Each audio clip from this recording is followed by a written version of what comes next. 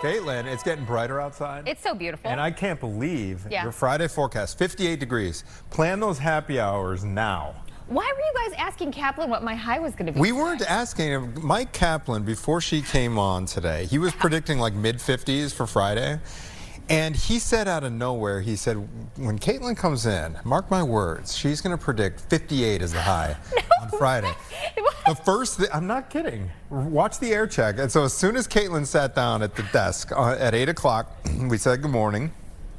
And I asked her, what's your prediction for the high on Friday? And you prompt right on cue. It's as if Mike Kaplan, it's as if you're a marionette.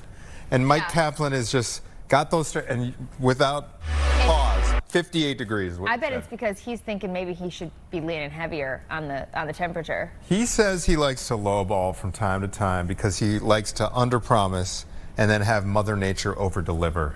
I just like to try to get it right. You know? Clip that. Clip that. Well, anyway, 58 degrees. I'm excited about that. It's going to be wonderful. I mean, yeah, for late February. Friday. Fantastic. Yes. Today, though, it is cold. I got to say, mid-30s. Ugh. But we've got a really fun show, so just I'm stay excited put. about this. I'm really excited about this. Okay, we get to visit with our friends at the Chicago Children's Theater that are celebrating a major milestone.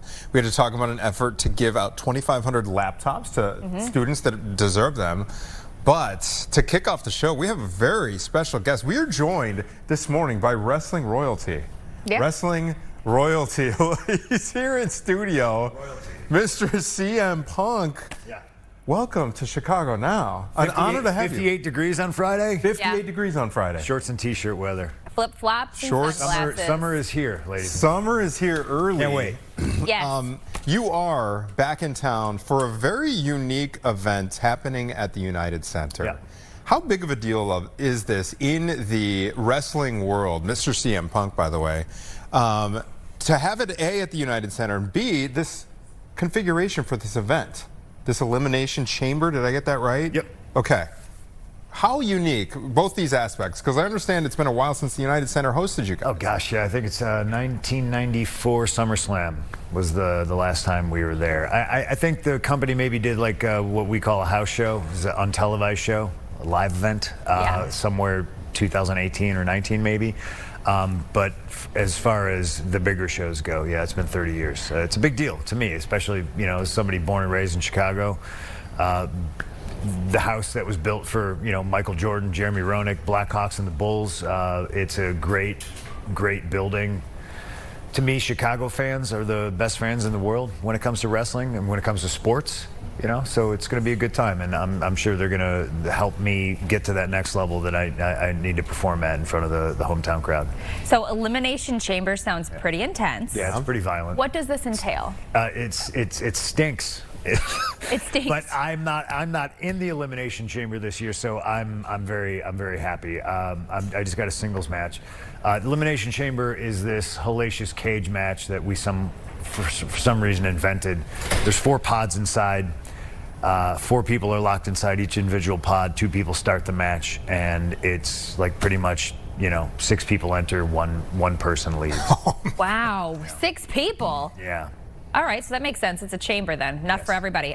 Watching that video of you walking through the crowd of people screaming your name and in excitement to watch you wrestle, how does that feel in that moment? Are you nervous? Are you excited? Is your adrenaline pumping? I mean, all of those things, but when I always say when the red light goes on, it's kind of second nature now, it just takes over. But there's a lot of adrenaline, there's a lot of excitement. You know, I take a lot of pride in being from Chicago and being a hometown guy. So it's always meaningful when I get to visit. And like I said, I feel like I've had a lot of great moments in Chicago, but it's because of the people that carry me to those moments, you know. So Saturday night will be special. Saturday night is when this is unfolding. That's when your single matchup is happening. Yes.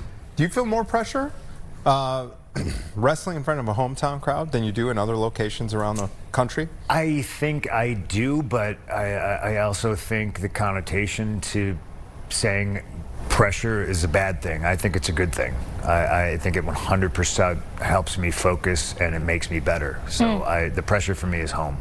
Can we talk about your roots in Chicago and how you grew up, where you grew up? Do you still have friends and family that are here in Chicagoland? Oh, sure, of course. I got people everywhere. But yeah, my sisters are still here. Like I still got family here. Oh, I love that. And let's talk about where you went to school and your journey, where you've moved since. Okay, born on the south side, Evergreen Park, not Christ Hospital. Grew up around Lockport. My parents moved out there, went to high school there. But I've been living in the city since, oh gosh, I don't know, 1997, something Amazing. like that. Like I've lived all around. Like, What would you say your on-ramp was as a young, because you're a seasoned veteran pro wrestler at this point. a Your nice way, initial yeah. your initial on-ramp to professional wrestling, how did that become a thing for you? Because I understand you weren't involved in organized sports in high school. No, fandom was the way I got. That was my on-ramp. DIY, punk rock, do it yourself. I rolled around and goofed around in backyards with my friends. We built our own wrestling ring, and then I bought my own wrestling ring. We ran some outlaw shows. This is like pre-internet, and then you find out like there's such a thing as wrestling school, and there was a wrestling school in Chicago that looked like a good fit to me, and they kind of brought me on board, showed me the ropes, and took me on the road with them, and the rest is history. So WWE found you. Do they have like a recruiting process? They do now. They didn't back then. I just Okay. made a name for myself wrestling all over the world, and Yeah. it's no different than anywhere else. Like cream rises to the top. If you're good at what you do, you have name value. Other people want to recruit you and bring you on board. And way back in 2005, they did. Whoa. What is your secret? I have to ask this as a fitness guy, to staying in shape There's no secret. over the long term. There's no secret, no BS, just hard work, staying consistent, being active, doing at least something every day.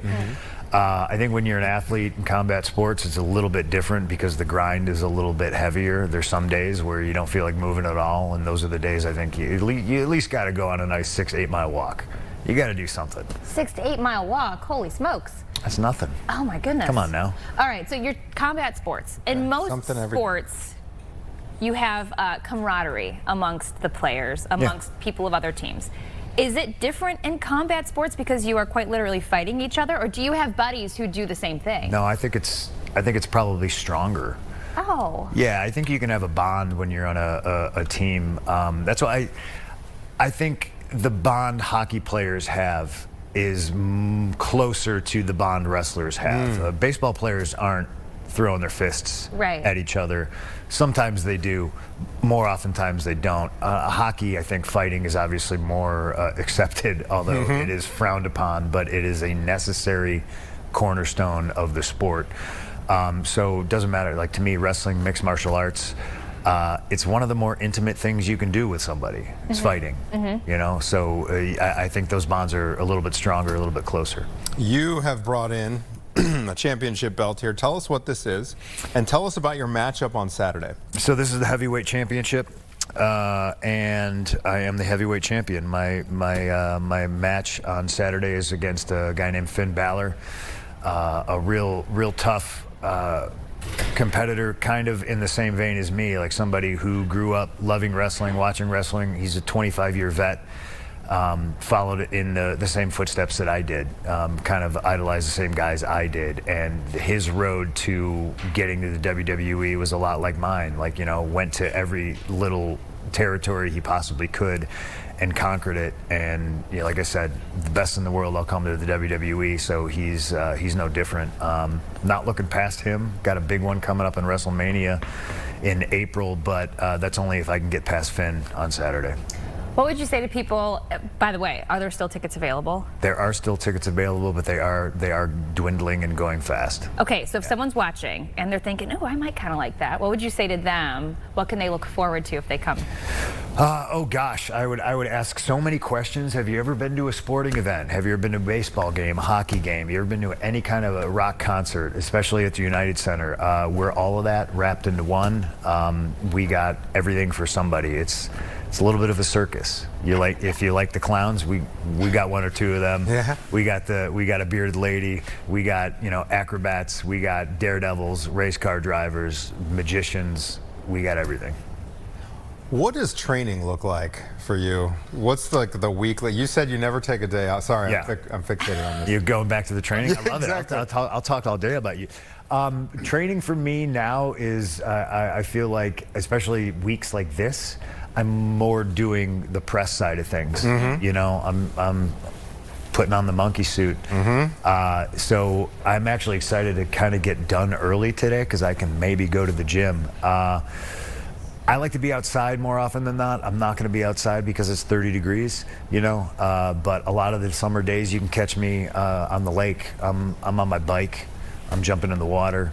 I try to train at a gym every day, even if I'm on the road. But like I said, sometimes it gets tough. I'll do a bodybuilding split, but I'm still trying to box and do like MMA discipline stuff, jiu-jitsu. Like, I really kind of just get whatever I can get in when I can get it in. How about like durability, flexibility, all those moves you guys are doing? Yeah. I remember like, I'm in my 40s now, playing like a pickup basketball game for the first time. Oh no. I was Pull a so hammy? sore. Did you warm up? I don't think I warmed Did up. you cool down? No. That's what. So that's big. Across the board, all athletes we're the worst at doing this. I warm up a lot. I seldomly cool down. Still, even now, and I think that's a big thing. You got to cool down. I also go harder on the recovery now because it's easy when you're young. I can get up and I can just not stretch and I can just go run 6 miles. It's harder to do that the older you get, and I find you really got to go harder on the recovery. You got to stretch. I do ice baths a lot, sauna, all kinds of stuff. Trying out all the biohack, red light therapy stuff. Doing what I can to make sure I can continue to do this for a couple more years. On the softer side, I can't help but notice the bright bracelet on your wrist. Do you want to talk about that a little bit? It's so cute. This is a famous bracelet by now. I think. So it has my dog's name and my wife's initials on it. Aww. And it's Chicago colors. We got the blue, the white, and the red, and got some Chicago stars on it. So these are the 3 things I love the most in the world: my dog, my wife, and my city. This was gifted to me by a young lady named Victoria at a fan meet and greet. And it was just, I thought it was the sweetest thing, fandom can be a weird thing because people who hate me, I still consider my fans. They spend a lot of time thinking about me, worried about my hair, what I'm wearing, what I'm doing, what I'm saying. But it's the good side of the fandom, the people that. I mean, she took the time to make this bracelet, and she put my wife and my dog's name on it and made this Chicago-style bracelet. I just thought it was the sweetest thing. She gave it to me at a meet and greet. She paid to get a picture taken with me, get an autograph and stuff like that. And that just, I have this connection with people that I do my best to not take for granted. And I started wearing it, and it winds up, it's on TV. Somebody steals it from me, beats me up, leaves me bloody. I got to get the bracelet back.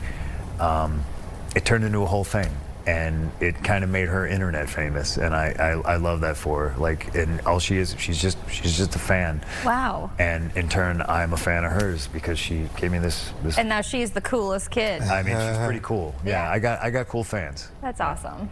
What do those?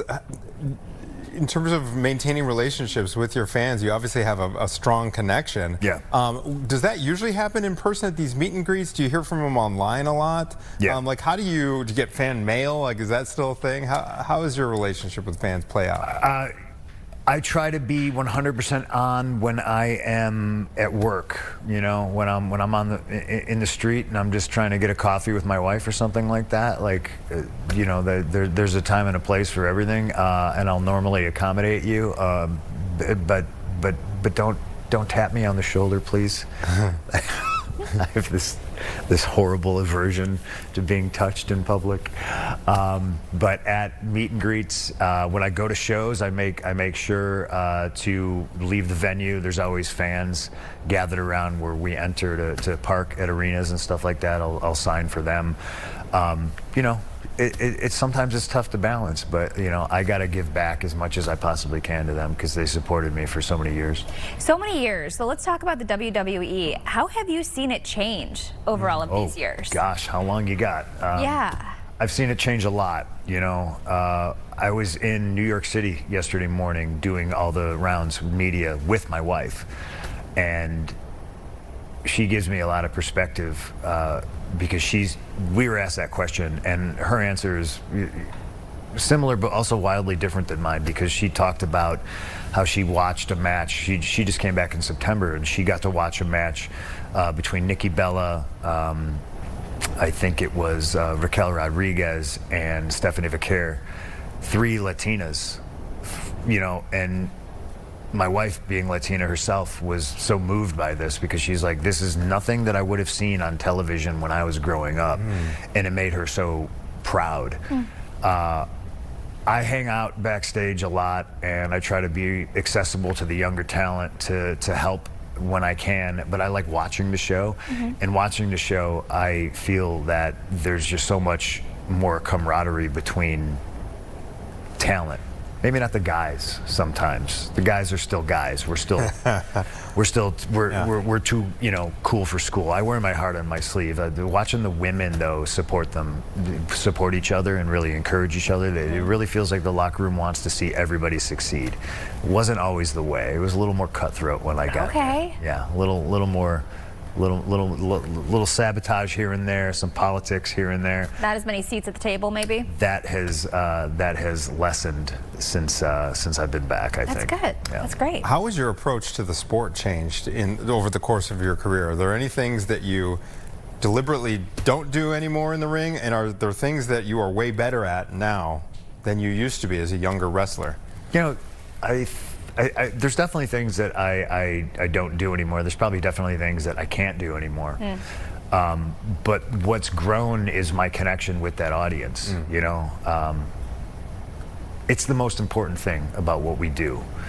It doesn't matter how high you can jump.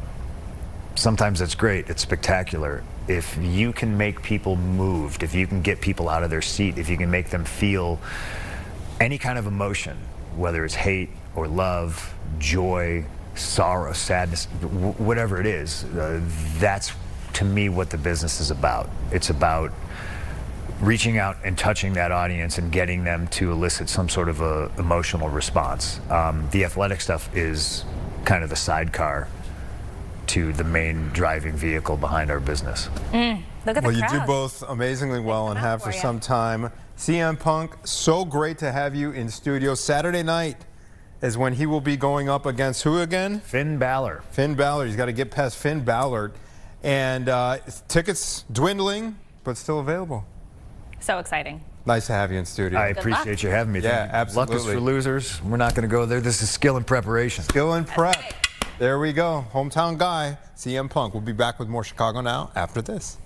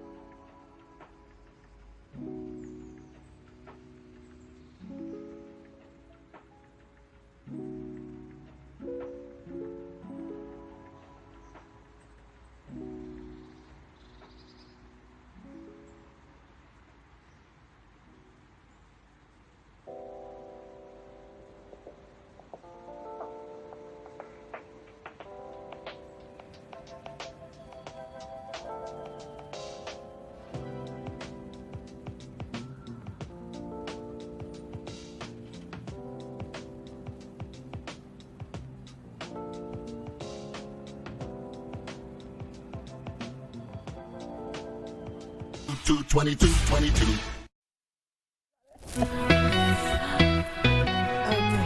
Welcome back. It's 10:20. So, get this. Chicago Children's Theater is having their 20th birthday bash. 20 years, that's amazing. So it's happening this Saturday to celebrate the 20 years of being the city's largest professional theater devoted exclusively to children and young audiences. So joining us this morning is Jacqueline Russell, the co-founder and artistic director of the Chicago Children's Theater, and Sivan Spector, who's the education and community relations manager of the theater. Thanks for coming in this morning, ladies. Thanks for having us. Okay, so let's dive right in. 20 years. My goodness gracious. Before we talk about your party, can we talk about how this started and how it's developed over the past 20 years, the theater? Yes. A number of us came together 20 years ago to create what we think is the best children's theater that we could possibly have in the city of Chicago, because the city of Chicago is the greatest theater city in the country, honestly. And we were thinking at the time, why don't we put together a theater that is for families and children, but with all of the same great artists that we have working in Chicago. So when you come to our theater, you will see artists that work at the Goodman, at Steppenwolf, at Looking Glass, at all of the professional theaters, and they'll be working at Chicago Children's Theater too, putting on beautiful professional productions for children and families. So we started with that as our central mission, as well as wanting to make sure that we serve all of the children of Chicago. So we have a really beautiful broad field trip program so that we're able to provide free and reduced ticket prices to children throughout the entire city. We try to reach schools in every 50 ward, and we serve about 1 million children so far with the work that we do. And now that we have our own building in the West Loop, we took an old police station and transformed it into a Children's Performing Arts Center, and we're able to provide classes and camps now, so the children can come and make theater as well. That is super cool. So when you visit all these locations around the city and all the wards you mentioned, do you bring the cast there to the schools and perform there? How does it work? So we actually have schools come to us for field trips, but then we also do classes in various Chicago public schools and private schools all across the city. And when we do classes, we're actually bringing teaching artists who are also working theater artists, but professional teachers. And they come out and do all sorts of different classes, whether they're drama classes.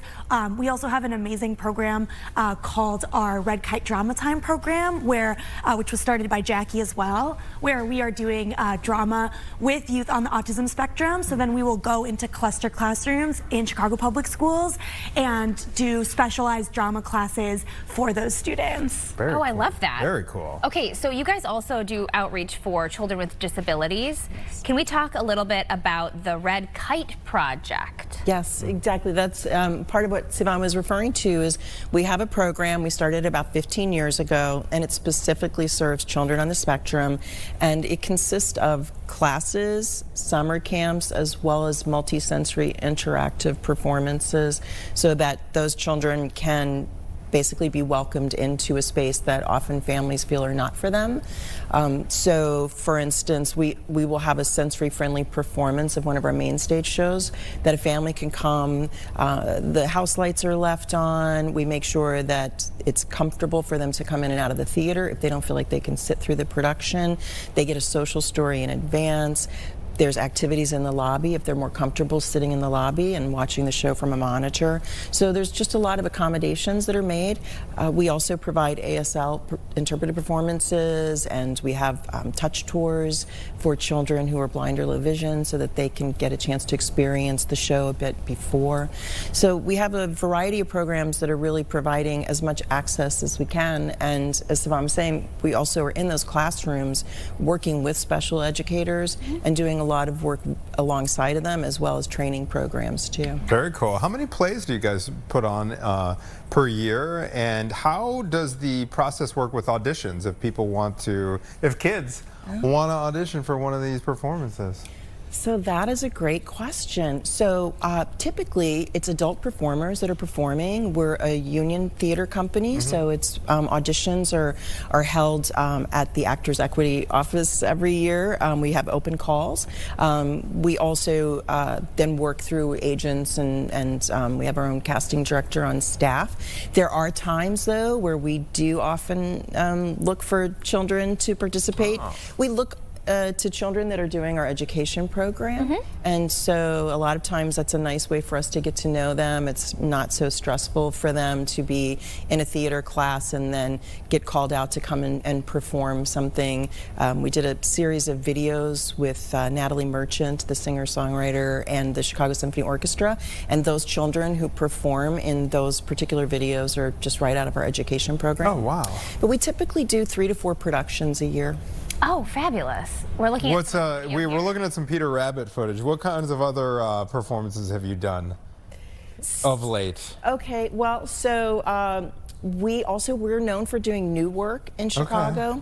And so recently we did a brand new production of Go Dog Go. You might be familiar with Go Dog Go. Yes. So we Go, did go. the bilingual version, Go Dog Go, Ve Pero Ve. And so the show is entirely bilingual throughout the Wow. piece. And it is so fun and so beautiful and just a really thrilling experience for the children of Chicago. And now that piece is being done all around the country, and we like to do work that we know other theaters around the country are going to want to pick up and do. We also, a couple of years back, did a piece called Carmela Full of Wishes. Just a beautiful piece. A lot of our stories are very family oriented. We really try to make sure that the children in Chicago are seeing stories that mean something to them, that they see themselves and their families represented on stage. So, but we also have fun shows every holiday. We do the Beatrix Potter holiday party, and we have these wonderful puppeteers do these incredibly fun, a little cheeky, good humor, a lot of adult humor in these pieces too. If you kind of think about the things that, as a parent, a lot of us, we have to go see things that our children want to see, and we want to make sure that the adults enjoy it too. Yeah. So our shows are at kind of an interesting level. It's that secret joke that That's only right. the adults That the understand. adults are laughing and the kids are like, I don't get it. Yeah. This is fun. I love that. Okay, so let's talk about this Saturday, the birthday party going on, the Big Bash. What's night. planned? Yeah, so this Saturday is the final event in a whole month long of events that we've had all throughout this month to celebrate our 20th anniversary. We've had workshops, we've had public events, we've had events specifically for youth on the autism spectrum.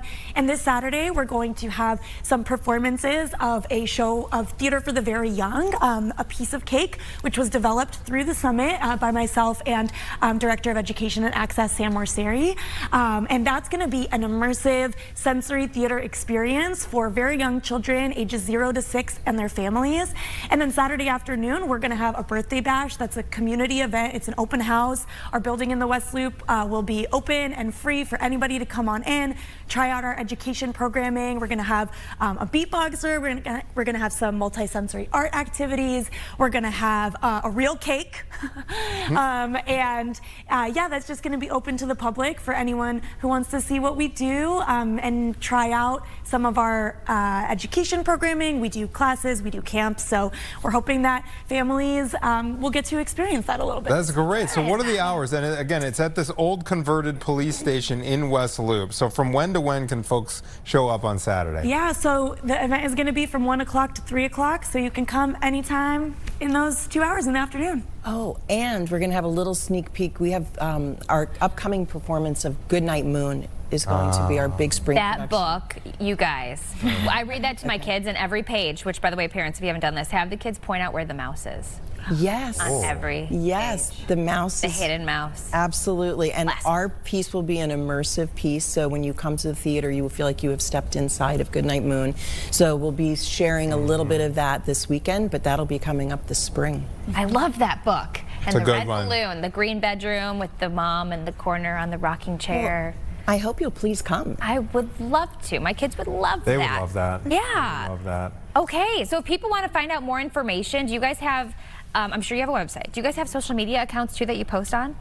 Absolutely. Yeah. We're at Chai Child Theater and that is on Instagram, and we're also on Facebook, and yeah, we're chicagochildrenstheater.org.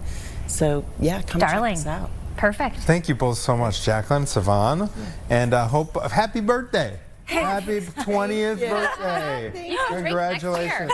20 more. Almost adults. Yeah. You guys are almost adults. The Children's Theater. Thank you both for coming Thank in. you. Thank you We'll be so back with much. more Chicago Now after this.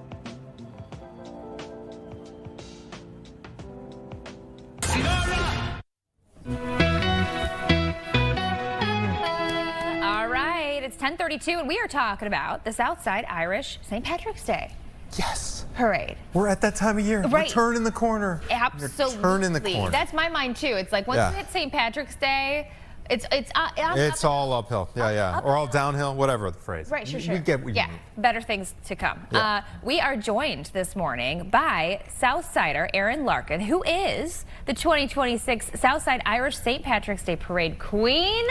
Royalty. Presents. Good morning. Look at the tiara and the sash. Oh, it's beautiful. Congrats to you. You have do you have very deep roots in the in Chicago's Irish community? How far do they go back? Oh man, well, a lot of my great grandparents on both sides of my family are from Ireland, and you know, we've been on the South Side forever now. I love that. Okay, so where have you grown up, gone to school? What's your story of Chicago?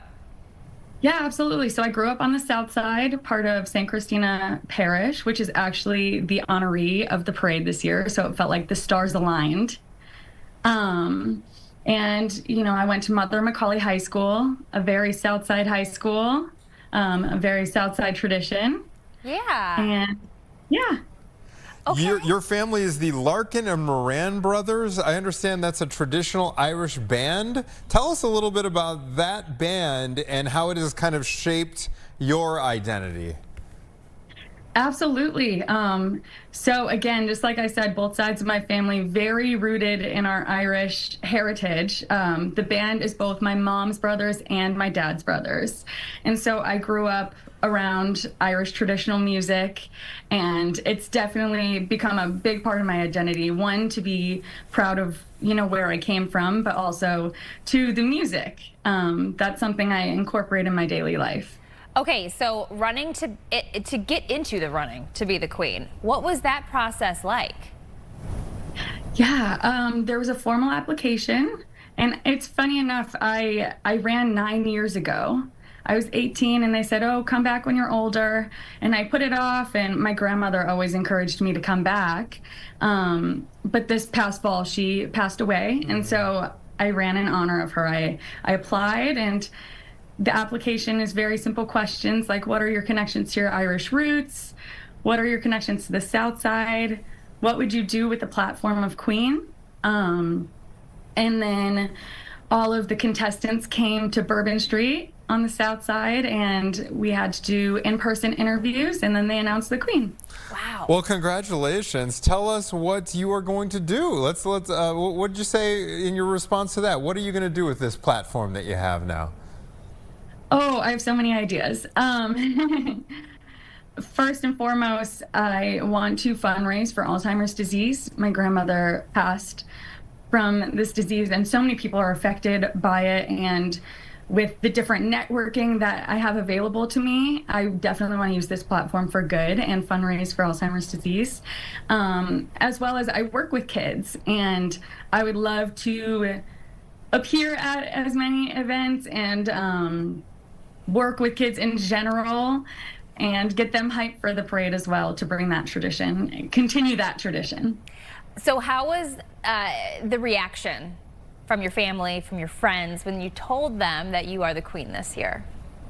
Oh my goodness. So I didn't think I was gonna be the Queen. So I hadn't texted my high school group chat or any of my friends really. My family was all there. My dad and uncles were playing right before they announced the Queen. No, my whole family was there. They basically set me up for that one, but Nice. it was surreal. My dad actually, when they announced my name, ended up running around the room, high-fiving everyone at the event. It was great. Hey, so you mentioned that you work with kids. When you're not performing your royal duties, what is your day job? I am actually a therapist for kids for mental health counseling. Oh, that's what a good you will have no problem then hyping them up to go to the parade. I understand that you've been going to this parade since you were just a wee little thing. Tell us about the tradition and just how special it is, not just to the neighborhood itself, but to the whole city of Chicago. Sure. I mean, it started right just because everyone was so proud of their Irish roots. It started a bunch of kids marching with a buggy that just had some streamers on it, right? It's all about the South Side tradition, coming back, seeing your family and friends that haven't been home for a while. Everyone has a family party that day, and it's just about community and celebrating your roots and your family. Okay, so everyone has a family party that day. This year is extra special because you are the Queen. What are your plans? Do you have an itinerary already laid out? I am booked and busy for sure. We're starting the morning pretty early, around 7. I think I have a few interviews, and then St. Cajetan's was nice enough to reserve the front row for I believe, a 9 a.m. mass for my family and I. And then my dad and uncles will be off playing pre-parade and post-parade parties. And so I will have to meet up with them at some point during the day. I know it's going to be very chaotic. Yeah, the Larkin and Moran brothers are going to be busy as well that day. For folks who are joining us today and aren't, maybe they're new to Chicago, maybe they haven't gone down to the South Side for the parade. Will you tell us just about how deep the traditions are, maybe some of the things that families do down there, and some of the traditional foods that are traditionally served at these gatherings each year, to paint a picture for folks who have never actually experienced it for themselves? Absolutely. I mean, the Guinness is flowing on the South Side, and so is the Green River soda for the kids. Yes. Actually, my mom just sent me home with a few bottles last night. Oh, is it already on the shelves, the Green River? It is. I think it's at Jewel already. Yes. And then how about what's served? What is the food that's mostly served at some of these parties? I mean, Irish blood sausage, Irish soda bread, anything with Irish in front of it that you could think of. Potatoes, roast beef, everything in between. Okay, so Erin, I have to know, when you were a kid, did you do the Irish river dancing? Because we have had yeah. guests on, and it's phenomenal footwork. You mentioned music. Yes. Maybe you were interested in that when you were young, or even still? Yeah, absolutely. I Irish danced for 8 years. I did not do it competitively. I just had fun with it. I'm a pretty clumsy person, so I was not meant for the competitive dance life. But I do have a few cousins that have competed and won awards for Irish dancing as well. It's almost like a rite of passage for all of us to do it. Yeah. How hard is it? Because they come on our show from time to time in and around St. And they're Patrick's tiny. Day. They're tiny, and it's like it almost doesn't look human. Yeah. In a way, because it's so precise. But just what insight can you give us in terms of how difficult it is to do? I mean, it's a lot of cardio. I'll tell you that. But yeah, I mean, you just keep building. You start really young, right? And you learn the basics, and then it's just building blocks from there. That's Man. awesome. What would you say to maybe young women who are watching you today, who are Irish, they live on the South Side, and one day they want to be a queen? What would be your words of advice and encouragement? Oh my gosh, do it. The worst thing that could happen is that you meet a ton of gals and have fun at the pre-parade event. That's awesome. Okay, before we let you go, I gotta hear about this tiara. Like, does this get passed on from queen to queen, or is this something that you picked up on your own or was given to you? So I received this when I won Queen, and every queen has their own tiara. And from what I understand, they're all different. And this one's actually really special to me. My engagement ring matches it. Oh, that's great. With the emeralds? Yeah. Yes, I have an Oh, that emerald is so engagement ring. special. That's awesome. That is I so gotta tell you, special. my daughter is 4, and she wears a crown every single day. She's wearing one right now at school, guarantee it. So she would be very jealous of Very cool. Well, congratulations, Erin Larkin. I hope it is a great season for you. And best of luck on Parade Day. Congrats to you. Have fun. Oh, thank you so much. I did.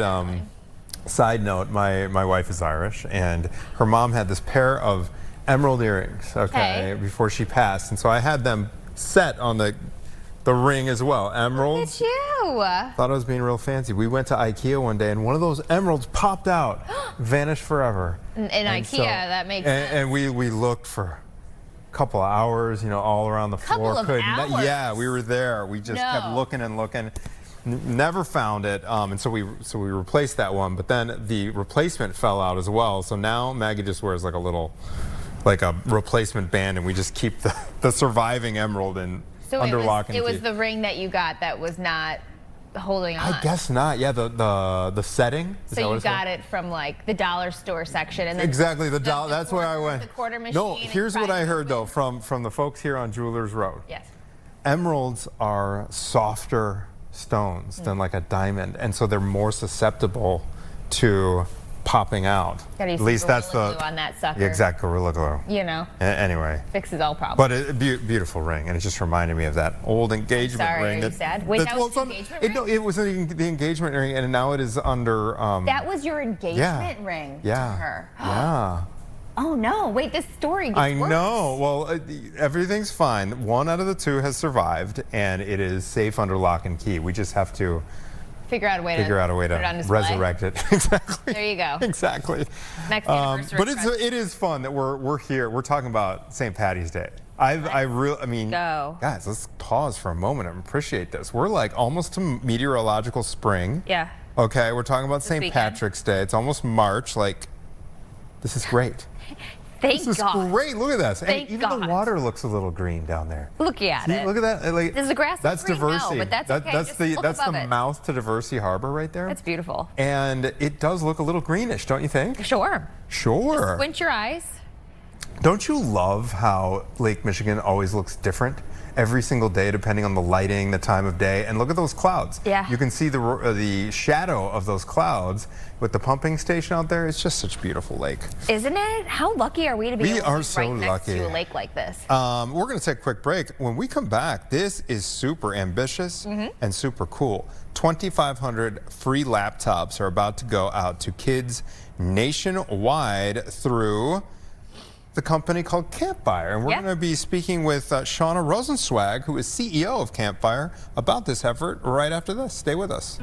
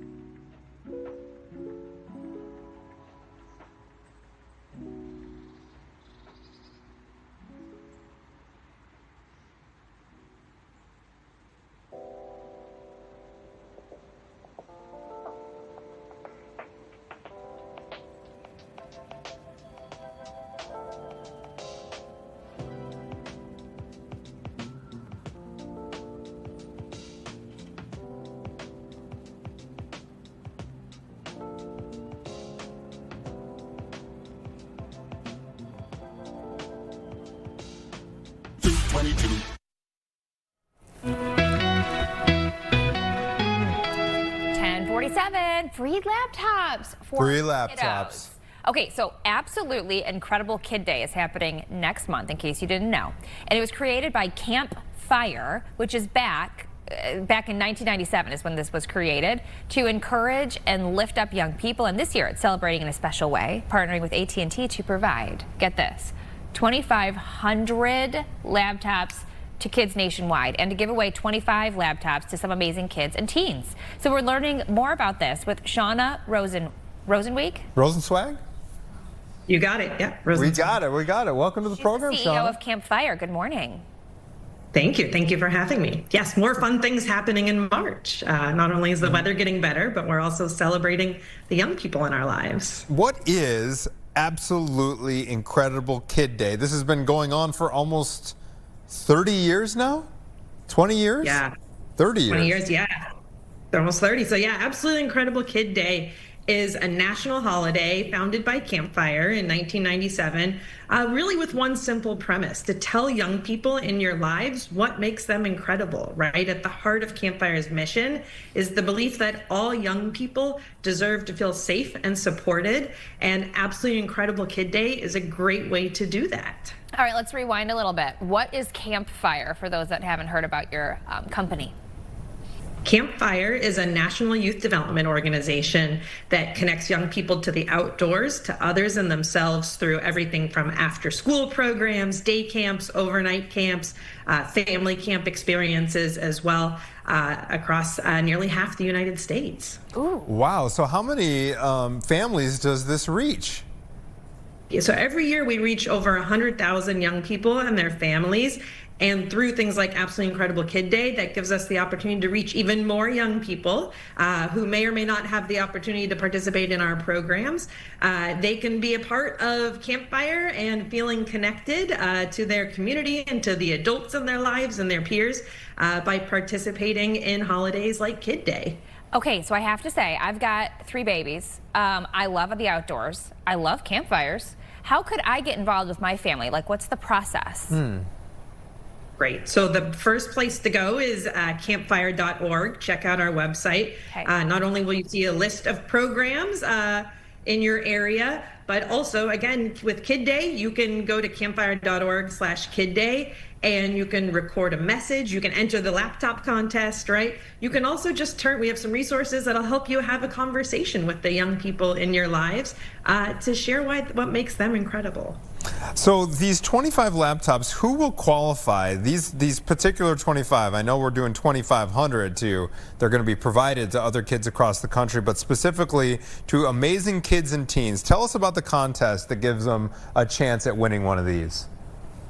So we're teaming up with our partners at AT&T this year, right? Both Campfire and AT&T have a deep belief in connection and the power of young people feeling connected to others. And so this year actually represents the 150th anniversary of the first phone call. So we thought, what better way to tell young people what makes them incredible by folks making a call to them. So you go to our website that you're seeing on the screen. You can make a call, send a text, write a note, record a video. That enters you as the adult into the contest to win one of 25 laptops for your young person. So already we're getting so many wonderful entries, notes, videos about what makes young people incredible. And we can't wait to celebrate 25 of those with free laptops thanks to our partners at AT&T. What is the process like in picking the kids that get the laptops? Right. So in terms of picking the kids, again, the full contest rules are available on the website.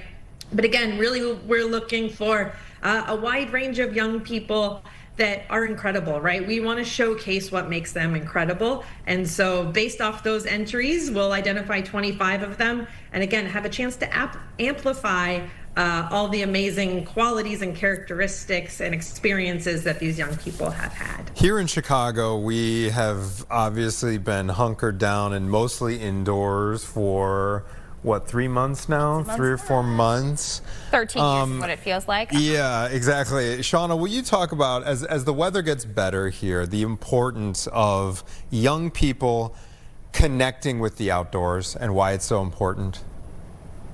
Absolutely. So the outdoors, right, is an incredible opportunity to build just authentic connection, right? It's a chance to get off the phones, off the screens, right, the tablets, and just kind of recalibrate your system, right? We're all feeling the stress and the longevity of winter, right? That cold weather kind of weighing us down. And so, you know, it doesn't have to be complicated, right? And it doesn't have to take a lot of gear. It can be as simple as going for a walk in your neighborhood or even going outside, taking a few deep breaths. One of my favorite things to do with my kids is to even step outside and just think about, with our like 5 senses, what are some of the things that we hear, that we smell, that we see? And I find it's such a great way to kind of just take it down a notch, right? To kind of rest and reset, and then go back to whatever it is we're doing in our busy lives.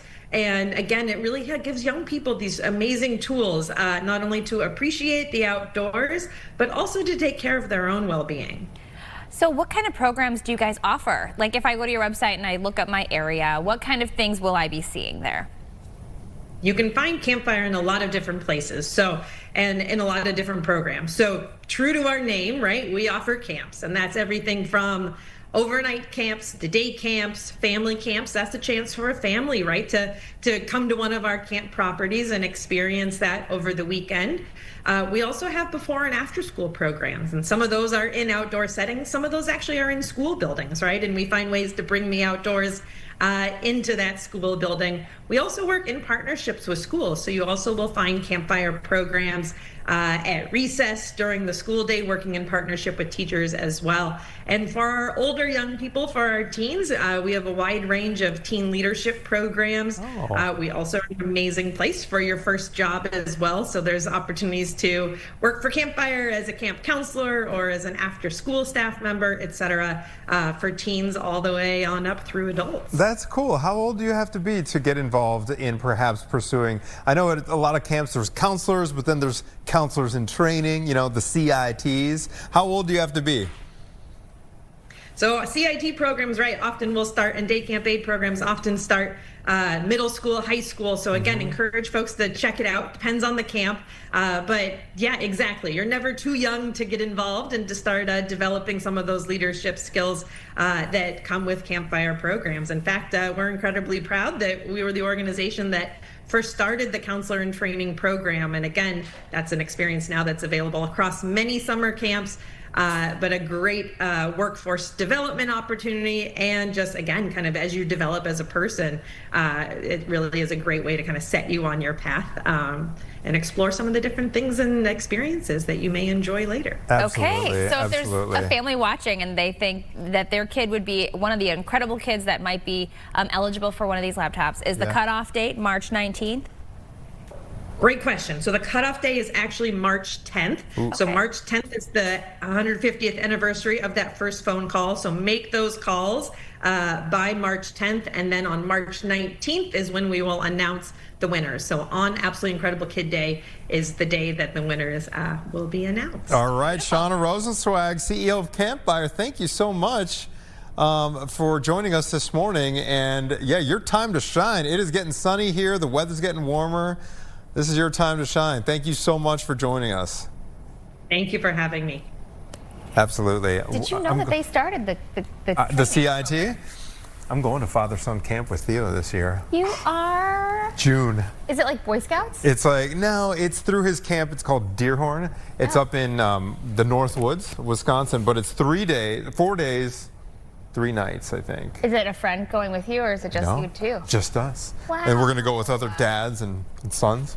But don't you find that there's something about the outdoors, the bonfire, I even think that food tastes better outside. Of course. Like because you're when limited in what you have. Yeah, and when you're camping, Wow, like a look at hot this. meal. Yeah. Yeah, I get There's it. something about, and then just like, there's something about, we did a bonfire actually on Saturday night. Good for you. Just in the backyard, but there's something about that just Or going kind of for a bonds walk you. in the breeze Right. and the You go trees. hiking a lot, like just in your Obsessed. neighborhood, right? That's why I became a meteorologist, really, because I just love outdoors, and I found it to be interesting. I just liked being outside. I thought I wanted to learn more about, why things are the way they are.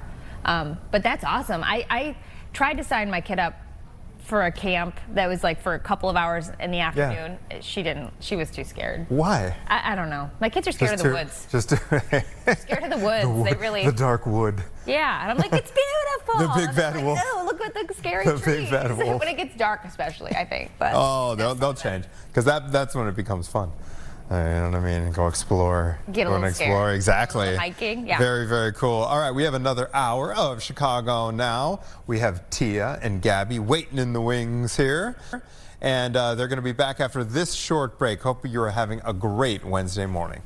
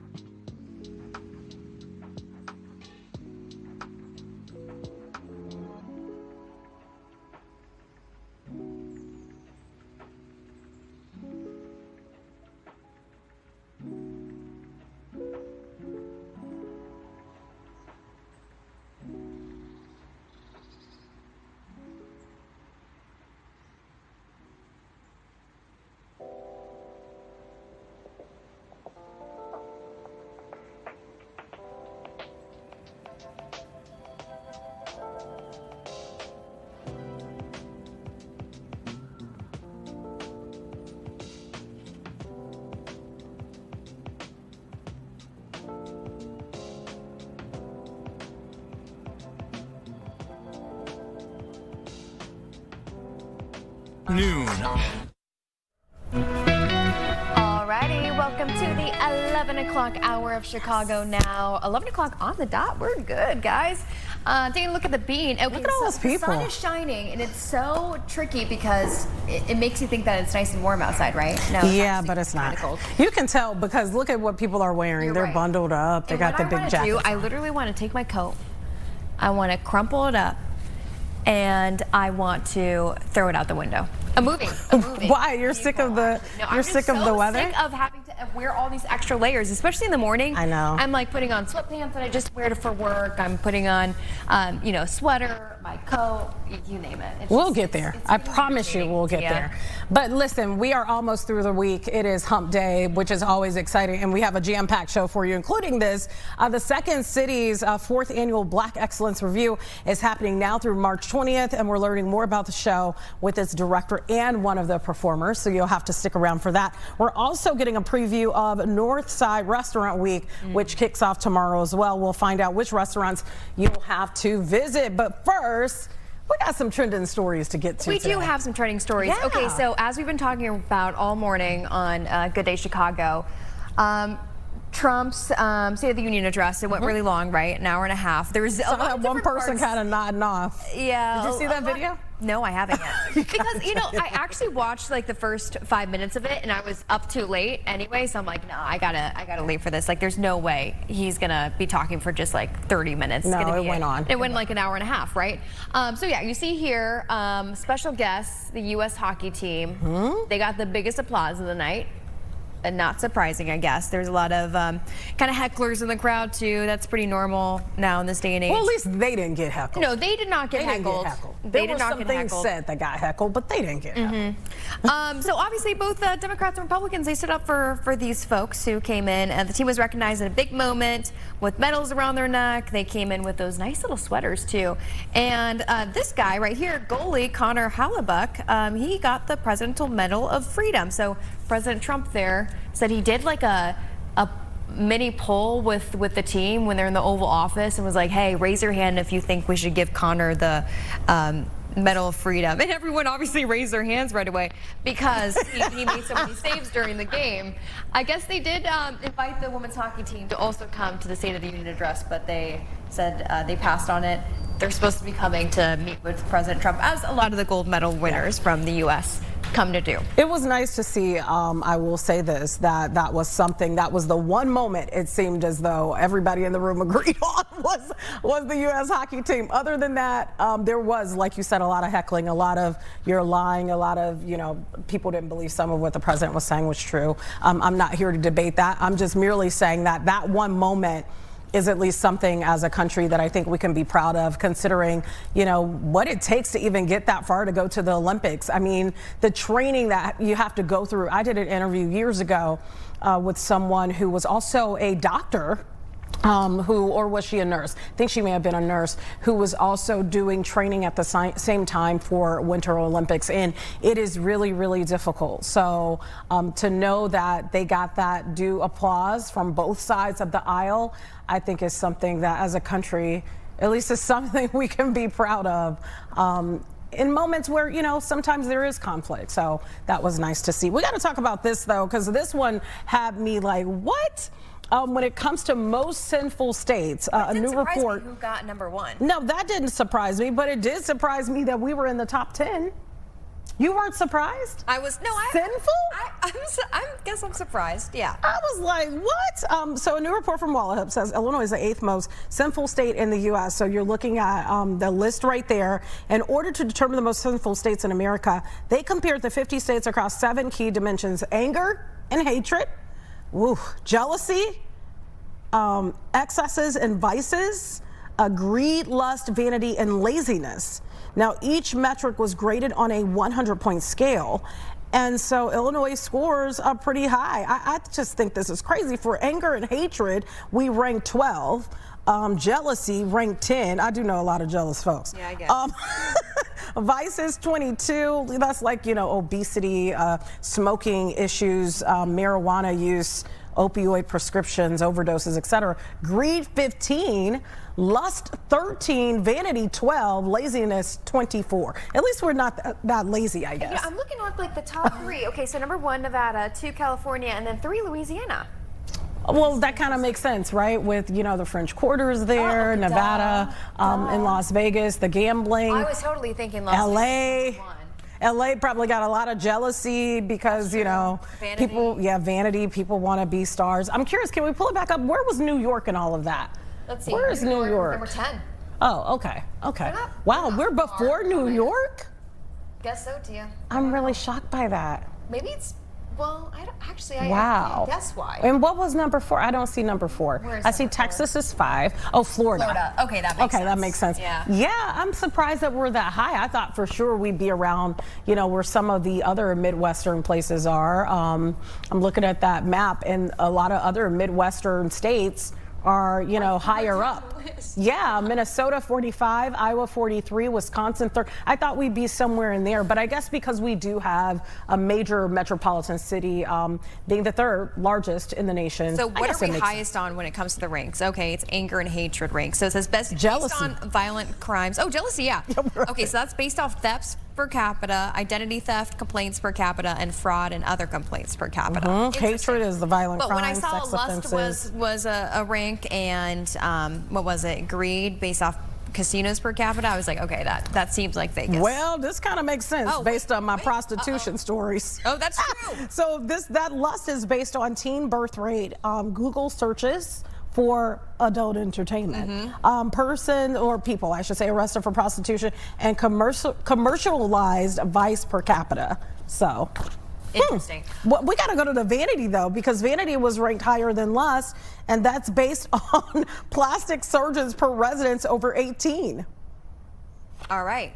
Yeah. Well, but it also And says it number keeps of going. nail salons, a number of like hair shops, Wow. personal services and stuff, diet weight reducing centers Okay. per capita. This is actually really interesting. It is very It's just a lot of interesting. text on our. It is, but I would like to delve into this. This is some good stuff.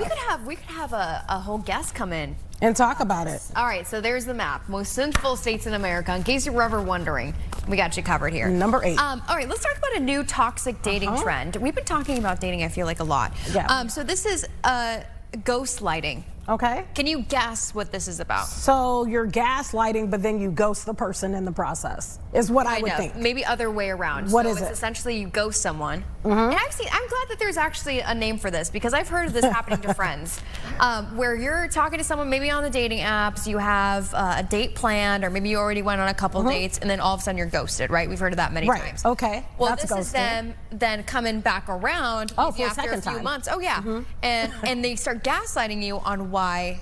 They didn't- started it didn't ghosting work you. out. Yeah. So there's one What? quote, and I could see this totally happening. So instead of owning it, they brush it off like it's no big deal. They'll make excuses like, this is a perfect quote. It seemed like you were super busy, so I didn't want to bother you. That is just stupid. Or like, you What? said that your mom wasn't feeling good, so Why someone not didn't go just out be on a honest? date. A person that's ghostlighting is clearly playing the field. They're probably Right? I dating don't know. multiple people, and they're just not sure about you, and they just don't have the guts to tell you. And that's the problem with dating now. Like, I don't want to ever, I hope I'm never back in the dating pool, No. but like, people are not straightforward. I don't think in life anyway now. No, they're I feel not. like people are not very honest as they should be, especially with social media. I feel like people kind of hide behind their Well, feelings. yeah. But why not just be straightforward and say, you know, I'm playing the field right now. You're not exactly my cup of tea. I'm not really sure if I'm 100% interested. So I'm going to just play the field. And when I get bored with these people, I'll come back to you. Because that's what it sounds like, But boredom. you're so right. And I've heard of people, where someone will ghost them, right? And they'll come back around, because they always come back. They always come back. And they'll straight up just like not, the person who ghosted them won't say anything like About the ghost? any excuse, but neither will the other person. They'll just They kind of won't forget call it them out. happened. No, yeah. I think And sometimes that's desperation. That's desperation for sure. And like you said, I think that's also part of lack of emotional intelligence that we have now. That's Because true. think about it. Yeah, you're hiding behind that screen. You're doing all these text messages. You're not seeing a true reaction from that True. person. Where back in the 90s, you saw that. You know, you had to have this, pretty much this conversation face to face. You would have You don't to. have that conversation face to face. So maybe that's why the young lady, I was having a conversation with my mother about this morning. I said, did you see the story about the young lady who's dating AIs? She's dating multiple AI characters. She texts them, Multiple? they text back. Yeah, it looked like it was multiple from, you know, the scrolling that I saw. And Playing the game. she has a relationship with AI robots. And, you know, at first I thought, ooh, this is a little weird. But now when I hear these dating stories, I'm like, well, you won't get hurt. You won't get she's lied cool. to. You won't be stood up because you ain't going anywhere anyway. She's So maybe it's okay. She's cool. They're not expecting anything in return. What was crazy? We're not is that- encouraging this. No, well, you know, some people need the companionship. If you want somebody to text back, go for it. But what I thought was crazy was in one of the parts of the story, she was saying I don't mean to laugh, but that she wanted to go on vacation. And then the AI robot said something like, I look forward to going on vacation with you. And I'm thinking, where? In your purse? Because it's like you're talking to them on an app through your phone. It's not like they're going to be standing there right beside you. But in the world that we're in, I understand why people may crave, you know, a safe companion. And that sounds like a safe bet. Okay, I give it a couple months. We're going to be running a story about someone getting married to AI. We already have. Yeah, Where have you been? Hasn't that happened already, guys? Yeah, there's a story about a lady, and I don't remember if it was in the U.S. or not, but she fell in love with an AI companion, right? Because I don't like to say robot because they're supposed to be a companion. Yeah. And if she has not married the person yet, she has alluded to the fact that she plans to. What do you think about that, Gabby? I think it's very interesting. It makes me think of, like, remember the TLC shows where, like, My Strange Addiction? My Strange Addiction, yeah, where they It's still around. It's still around. Oh Yeah. yeah, because I actually saw you repost a video Of the man eating the cardboard? Wild. It was wild. There you I go. saw It happened. A chick. Woman marries AI-generated boyfriend, No. wears augmented reality smart glasses to exchange rings. What year is that? Can you see the year? 2025. Oh, this is Recent. This was last year. This is December old 17th, news. days This before is old Christmas. news. Yep. So Interesting. it's happened. Well, yeah, I saw another chick. She was snorting some Ajax, and that was her strange What? addiction. But remember when people would get married to their cars and stuff, and he'd be making out like with his car? There was a That's what guy it who reminds loved me of. planes and was kissing the plane every day. What a simple Here's a crazy story. So I won't say what show, but there was a show out there that tried to recruit my husband and I for something similar, and they wanted they wanted to interview us and talk to us about all this stuff, and they were trying to get me to say that I follow him around all the time and I'm so obsessed with him that I will use his toothbrush, and that, you know, I'm basically living What? inside his skin and stuff, and I'm like, I'm not like that. So And that's how you know it's set up. they were hoping. They didn't pick us because we didn't do it. So I think it wasn't that. I don't think it's set up. I think that they want to see, like, they're looking for that. So they tried to see if we were that couple. And I'm like, I love him, but I'm not using his toothbrush. We eat the same food, but I'm not using, that's disgusting. And so then after that, we never heard from them again. Thank goodness. That was some years ago. Maybe you can give it another try. Imagine that. My strange addiction is I have to be with my husband at all times. Using his toothbrush. That's just weird. Wild. Okay, but more seriously, with AI, because we were talking about this morning, like in between commercial breaks, that this is totally an echo chamber, you know, because really the AI person will be totally kind, like whatever you say, like whatever you spew out to them, even though it sounds crazy, you don't have to worry about it sounding crazy because it's a computer. And most of the time, they agree with whatever you say, right? Or they put a light footing on it. Here's my fear, right? And I could be completely wrong about this. And if you work in AI, shoot us an email. But my thought is, in some of these apps that people are using, there are people kind of like monitoring it and behind it. That's true. I'm sure there's software and all of that that's part of this, but I do feel like there's some human monitoring. And my theory is you're going to be talking with Jack, who you think is an AI robot, who's actually a married person, who this is their job. And then the next thing you know, you're sending them pictures and they fall in love with you or something. Like, we're going to hear about that at some point in this conversation. The future holds so many scary things. I don't know if I would want I don't know if I want a robot to say, I miss you, good morning. I mean, what can you do? It's nothing you can do with it.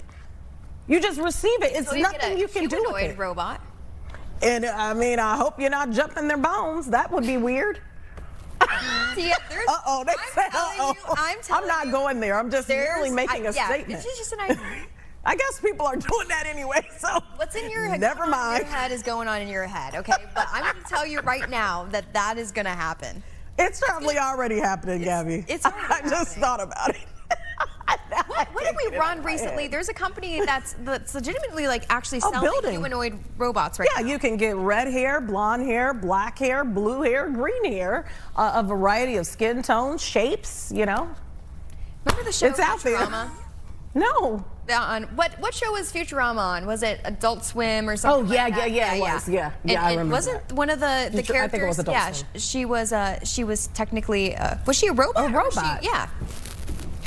Things are coming We're full here. circle, people. We're here. I don't know. I'm just saying. Very interesting. Those are trending topics. Guess what? We have some more at the end of the show that are just as interesting. They so are. Stay tuned on that. But first, we're going to get to right after this break. Great. What am I trying to say? It's an event. There we go. I have the wrong card. You're in my hand. stumped. No, you're stumped on what I said. I get it. I get it. I shouldn't have said it. Tia, there's just too much going in the head right now. Like, what is actually happening in our world? But I know. the Second City's 4th annual Black Excellence Review, we're going to be talking all about that right after this short break. There we go.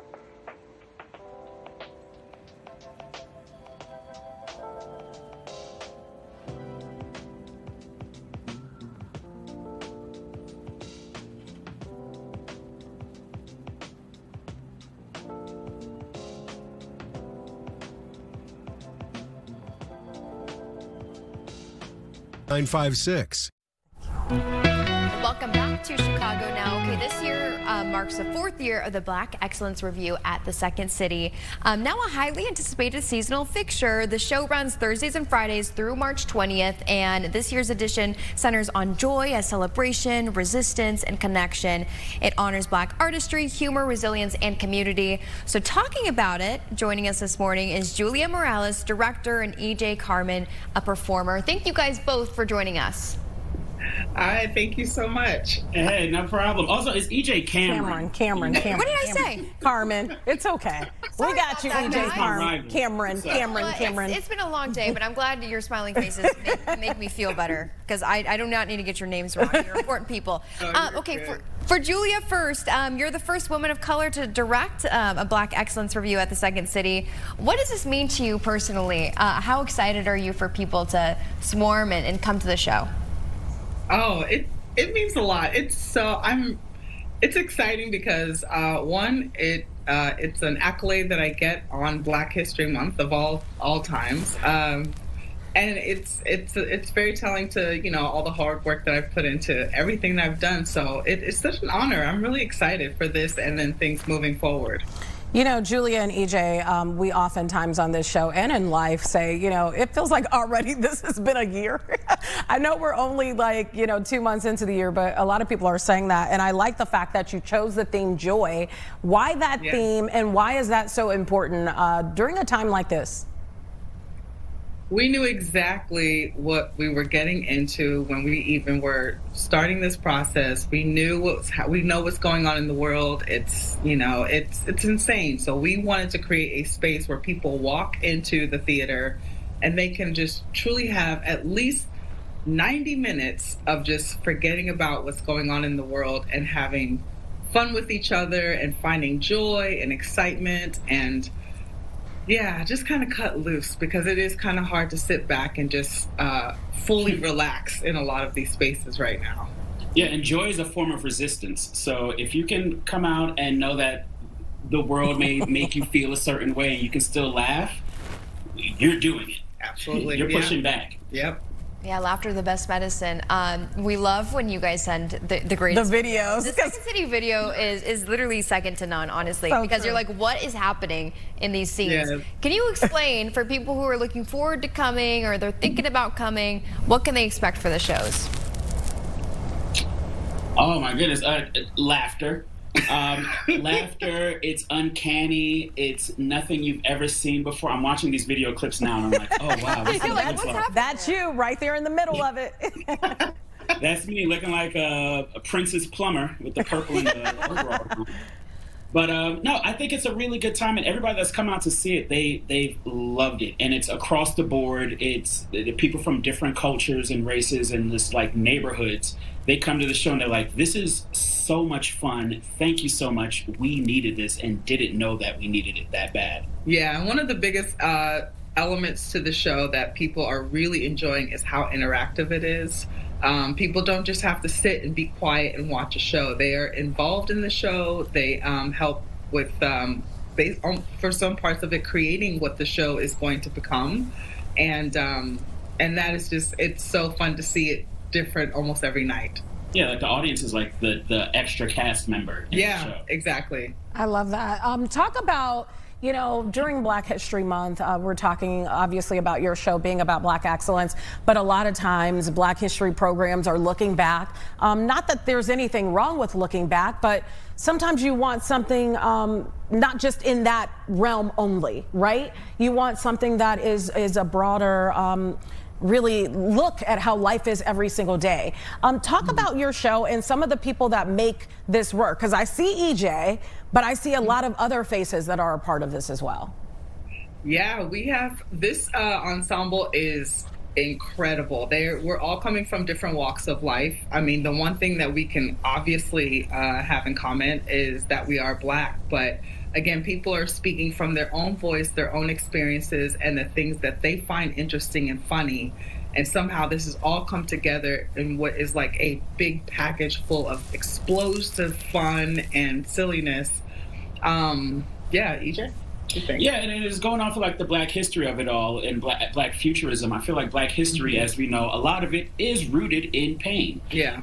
And we laugh through that, but I think it's also good for us to look forward to what else is coming. What are we going to do next? And how do we grow from where we've come from? Yeah. And I think this show is that. We are freely being our ancestors' dreams, doing what we want, saying what we want, and having fun while doing it. I mean, you can't ask for anything more, except for like $1 million or two. But I mean, we could ask for that. Right. I've also made it clear to them, I said, I just want this show to be unapologetic, unserious, and unhinged, because that is something that, you know, I don't want anybody to think about it. I just want you to just truly let loose, have fun, and the results are incredible. You know, Julia, I want to ask you this because it says you're the first woman of color. This is 2026. So Hello. When I hear that, I'm not going to lie. I'm like, if you want my truth, I'm like, that's actually ridiculous.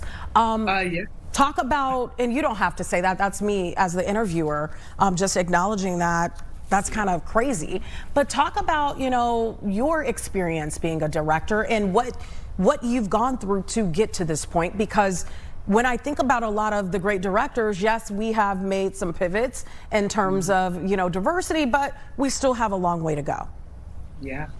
I have been in the comedy community for over 20 years at this point, and I have worked diligently on, and a lot of it is me trying to figure out where where do I belong in this community? So I'm much like EJ. I was a performer. I'm still a performer technically, but I now have put my focus into directing. A lot of that was when through Second City, those doors opened up a little bit more. And looking at the past with comedy in Chicago and sometimes even like New York or LA, there's not a lot of Black female directors. And people just started opening up those doors for me, and this one was kind of an easy door to get into because of the hard work that I've put in. EJ and I both have done main stage together. I did another main stage in 2023 to 2024, and after that I had decided I think I want to focus on directing because there's just something really, I have this passion for working with performers and artists, and specifically artists of color, and I knew this building did not have that. This community doesn't have very many of us. And so I thought it would be harder. Some things are a little bit tougher, but I spoke out what I wanted, and thankfully I've been blessed to have it.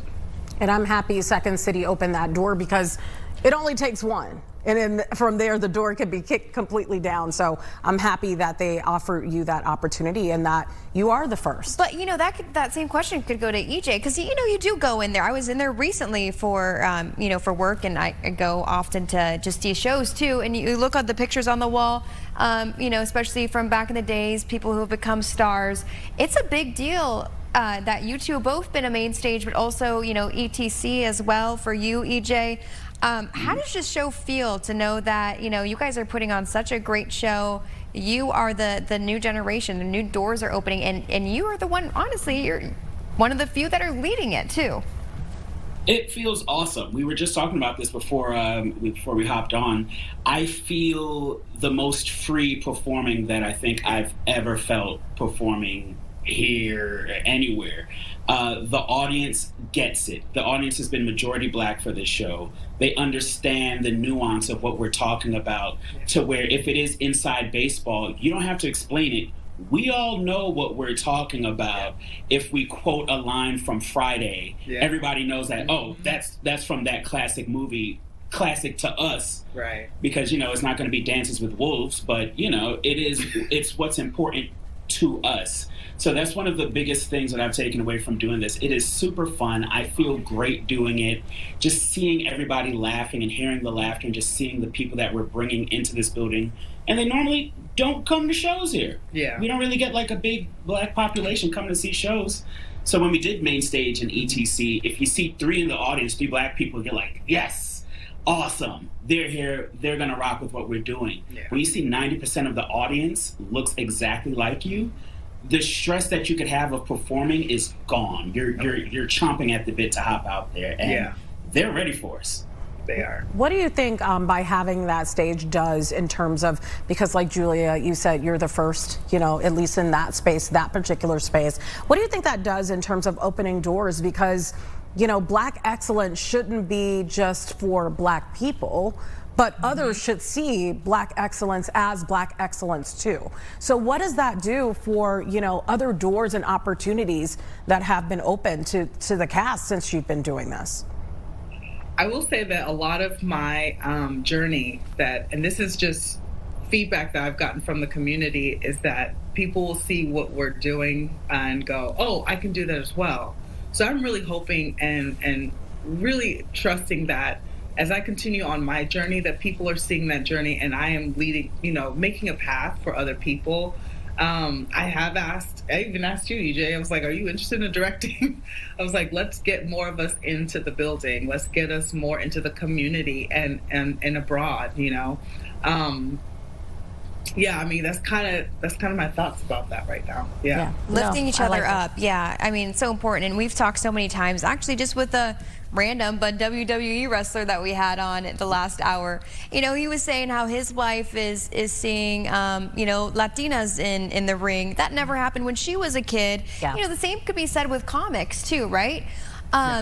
what do you guys see? Like, what advice do you have to maybe a young person who's watching now or maybe watching this back later, you know, when it comes to starting their career, making sure what they want is known to the right people and not be afraid of being said no to? Anything holding them back. Anything. Yeah. Be consistent. Be consistent and persistent. I never stopped. I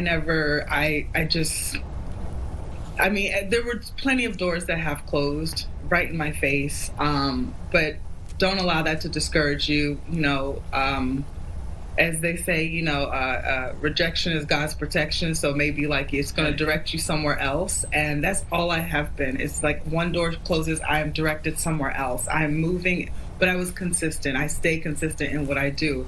And I'm always planning ahead. Another thing I always tell people is, you know, don't put all your eggs into said basket, right? For example, I don't put all my eggs into the Second City basket. I won't put all my eggs into the SNL basket. Really open up, like cast a wider net to allow yourself other opportunities and see where, you know, you can work on your skills, enriching your skills and becoming and more empowered. Yeah, that is something I would want people to know for sure. It's just important to me that people just don't give up. And I know that sounds so cliche, but it's so true. And this is me 20 plus years of being in this business, still trying to figure out what am I going to do. But then I realized I have all these skill sets, and now I get to apply it into some really great projects. Mm-hmm. And I would say, find your people. Find your people and follow the joy and the fun. It's very easy to get bogged down in the, oh, I didn't get this, or I'm not doing this, and you focus on the negativity. It's comedy. If you can find what makes you happy and brings a smile on your face, and the same people who speak your language and understand what you mean and what you're thinking, do that, and you will not, I mean, you'll have to do work, but you'll be free to have fun and enjoy what you do, so it won't feel like stress. Absolutely. How can people get tickets if someone wants to come? How can they get tickets now through March 20th? Absolutely. You can go to secondcity.com and just scroll right there to the ticket link for Black and Highly Flavored, which is the name of the show. I like that. Yeah. When you Black say that and highly there's flavored. audience interaction, like that's, you know, another actor on the stage. Like, are you guys like calling out people in the front row? Like, I didn't know this stuff because like sometimes I get so nervous going to shows, like I'm gonna get called out on. And yes, like I do this kind of thing for work, but sometimes I get so nervous, you know, especially when it gets Take me on the stage. When it comes to improv and stuff like that. Like how much audience interaction, guys?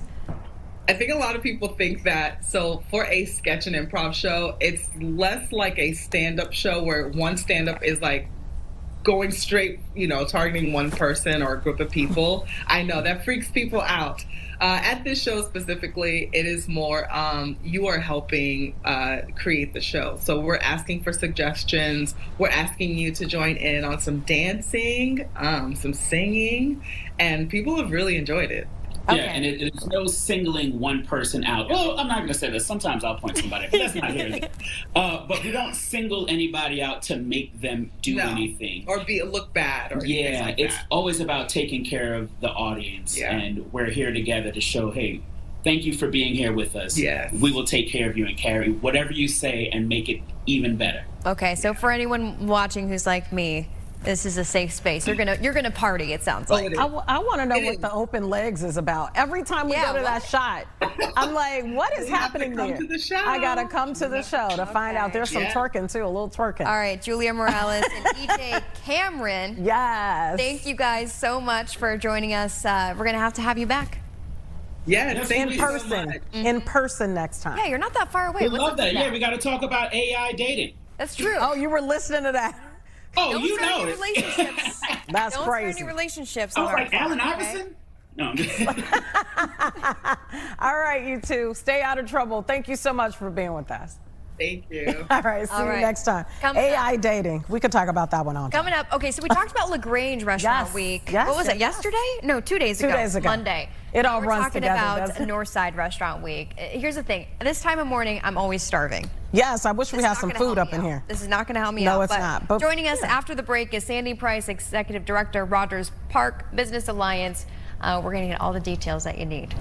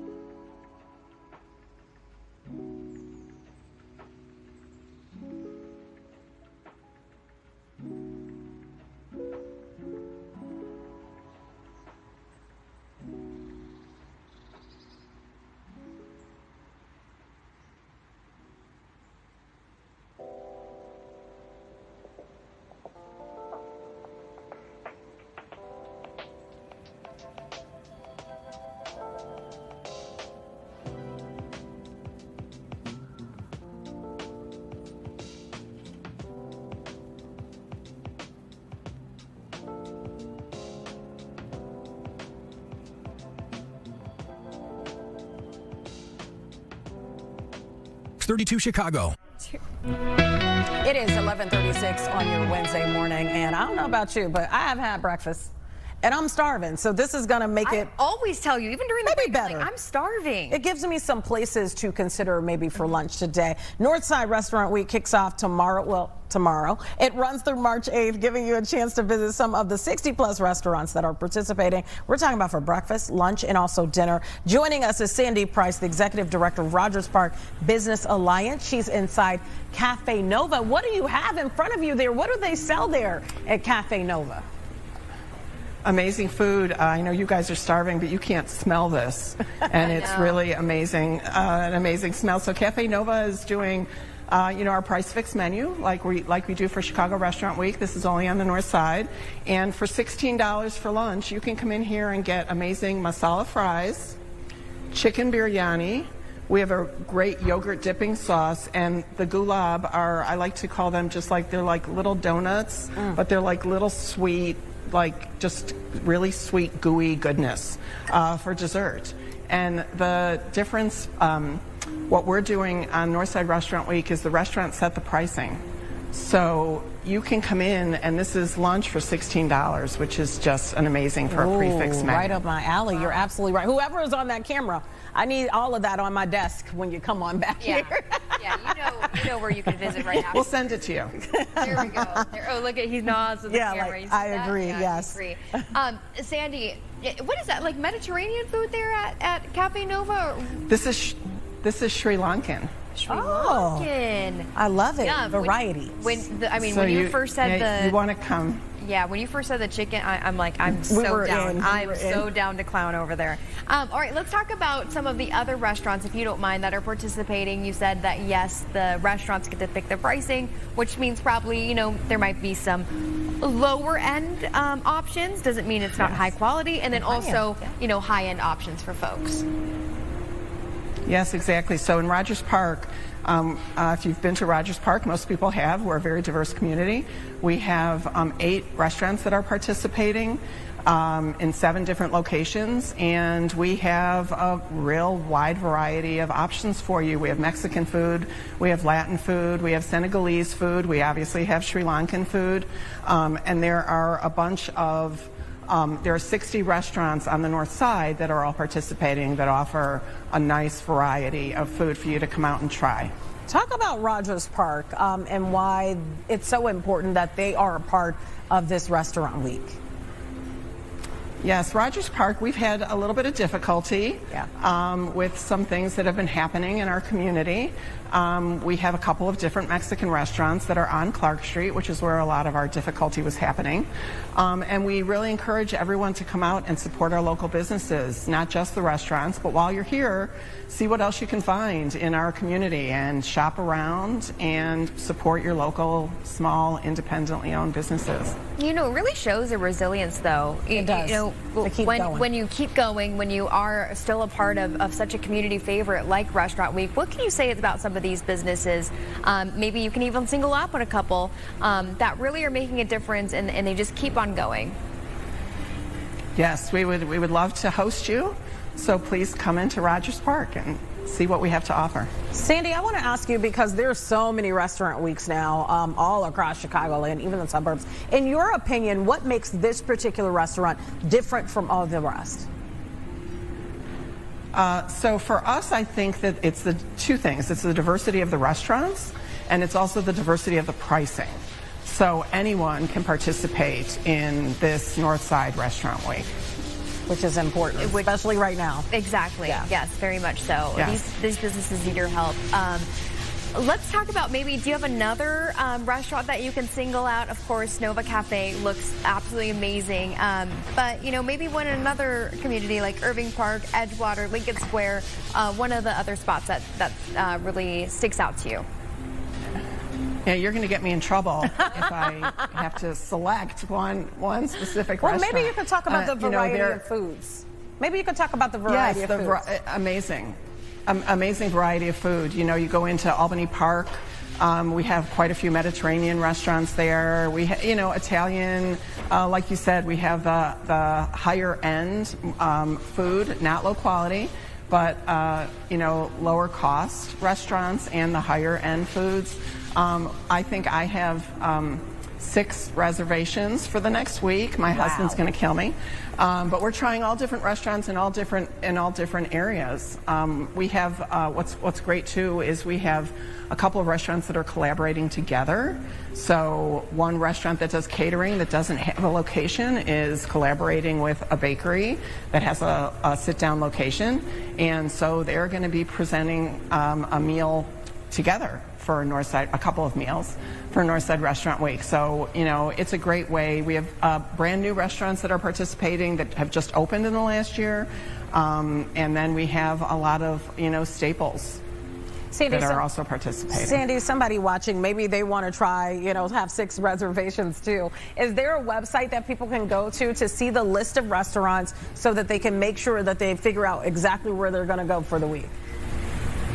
Of course. NorthsideRestaurantWeek.com, one word, is there, and you can click around. You can click on the different community organizations. So this is 7 community organizations that are participating, 8 different communities. And so you can click on the different communities, and then you can see the restaurants, the menus, the pricing, and then you can go to the websites and make your reservations. Perfect. Sandy Price. I've done all that. You've done it all. Sandy Price, Executive Director of Rogers Park Business Alliance inside Cafe Nova. Thank you so much for coming on and teasing us a little bit with some food. We got to go out there for Restaurant Week. Thank you so much for having me. I'm going to have some of these masala fries. All right. And I'll think of you. All right. No problem. Thank you so much. If I had to ask you, in terms of food, what is like a cheat meal for you, or like one thing that you, or maybe not a meal, but it's like your cheat thing that you go for? Like some people like ice cream pies. I have one thing that I love that is like a cheat thing for me. What's yours? Ramen. Ramen? Ramen is so good. But you could think like, so okay, good. I love ramen. It could be healthy to some people. It could be like to bone some people. broth and stuff, but it does have a lot of sodium. Yeah, so it like does. you want to keep that for maybe sort of a special occasion. Sometimes we don't mine is the cheese Danish. Yeah. In the bakery department over at the Jewel. If you haven't had Danish? It's a coffee cake cheese Danish over at the Jewel. And they're baking it there every day. And most people know about it, so you got to get there early. If you go later in the day, you're never going to get it. That is my cheat thing. I cannot leave the parking lot without cracking it open. It makes like a little cracking sound when you open up the lid. Oh my goodness. So- By the time I get home, it's about half of it left. And it's long. I shouldn't have. Oh, I know exactly what you're talking about. $6. Here's the crazy thing. So Donuts, good. donut, I cannot say no. Actually, I'm going to say donuts instead. I thought you were Donuts? thinking like a real, like full, like hearty. No, it could be like one thing, like a Donut, I Danish or- cannot say no to a donut, but you know Ooh, what's my crazy? mouth is watering now. You know what's crazy? What? I just tried my first cheese Danish not that long ago. And was it the sweet? Was it the sweet cheese? It was Danish? delicious. Yes. Yeah. Oh, this is sweet, and it has that frost. It was, Let me just you say know what? this. It was from Costco. Can you When I pull had me it. up on camera 12? Oh. I want to thank all the bakers out there, no matter where you work. But if you work at that Jewel and you've been responsible for that cheese Danish, Tia Ewing appreciation. Yeah. It is so good. I can shout taste out. it right This now is your shout out right now. on my lips. No, Lord, have 100% mercy. donuts are my favorite sweets. Yeah, but My mouth is ramen, watering. So good. My favorite food though is Vietnamese food. I love any type of Vietnamese food. My favorite thing to eat is sushi. Period. Hands Sushi? down. Yeah. Period. Hands down. Yeah. So why are we talking about this? we can't eat So nothing. why are we talking about this? Well, I mean, I was Sandy actually kicked it thinking- off. I know. This is what I was She thinking. caused the problem. I was like, Sandy has to actually meet with us tomorrow and the next day as well, but at different locations so we could see a visual of each That would be really food cool. place. Be perfect, right? Marsala fries. I don't think I've ever had that in my life. Sri Lankan food. Yeah, mean, but that it looked sounds really good. Absolutely Looked really phenomenal. good. And the donuts she mentioned at the end, that's what caught my attention. I was like, oh, Yeah, I heard about the listening. donuts. I am That's listening. you know, that's what gets me in trouble, the sweets. It's not the meals, you know, ramen and sushi's not getting me in trouble because I just eat a little bit and I'm good. It's Yeah, the sweets. it is.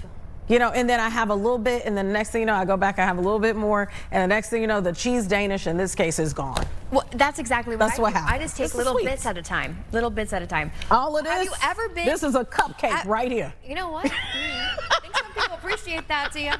I think people appreciate that. That's a cheese Danish right there. Thank you, Jewel. Sponsored, yes. Sponsored by delivered them. there. But be honest, like, okay, right now you take little bits at a time. Have you ever been the kind of person who's like, if I have something, I'm gonna eat. So you have a pint of ice cream, you're gonna eat all of it in one sitting, or can you control? I've done that maybe once or twice in my life, but no, I wouldn't do all that at one time. Because but over time, sure. It was funny. I was having a conversation with someone close to me. I don't even want to You're not have an gonna out them? inkling. I don't want to have them have an inkling. And about they who I'm did talking that? about. They eat the whole thing all the time? Yeah, and they're like, we can't keep this thing in the house because That's your husband. they will eat all of it. They will eat That's all of gotta it at be. one time. No, not my husband. Okay. They will eat Someone all of it close at to one me. time? Yeah. So where do they hide the stuff? Exactly. She's gonna have to figure that out. She's gonna have to figure that out. No. You know what? No, I don't have I'm not that. hating though because we've all had those moments. Yeah, but that cheese Danish, that'll do it for me. Yeah, period. All right, can we head to commercial? Oh, I'm hungry. Can, We need to go to commercial. We got to regroup. Something in our We got to go stomach? get us some food. We'll be right back.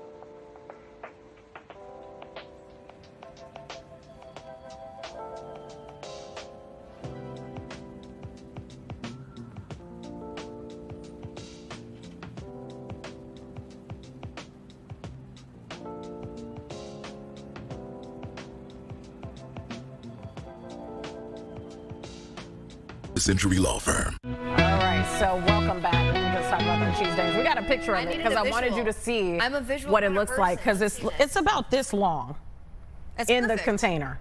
About that long, guys. That About is long. perfect. Okay, so can you pull it up real quick?